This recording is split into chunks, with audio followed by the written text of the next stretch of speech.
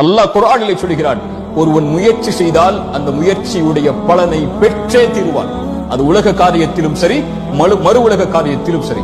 இந்த உலகத்தில் இருக்கக்கூடிய மனிதர்கள் முடிவை பார்க்கக்கூடியவர்கள். வெற்றி அடைந்தாயா என்பதைத்தான் பார்ப்பார்கள். அது ஒரு முஃமினுடைய இலக்கு அல்ல. ஒரு முஃமினுடைய இலக்கு எல்லா காரியத்திலும் முயற்சி மட்டும்தான்.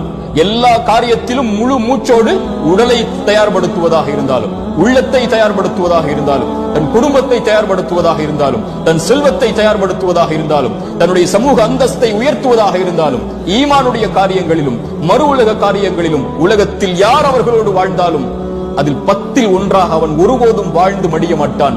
உலக வாழ்வில் இருந்து அவன் கண்ணை மூடும் போது எல்லோர்களை விடவும் அல்லாஹ்விடத்தில் நான் மேன்மையானவனாக, இறை நம்பிக்கை கொண்ட பலமான உறுதியோடு வாழக்கூடிய, அல்லாஹுடைய கதரை உள்ளத்தாலும் உடலாலும் மனதாலும் ஏற்று வாழக்கூடிய இறை நம்பிக்கையாளனாகத்தான் அவன் வாழ்ந்து மறைவான்.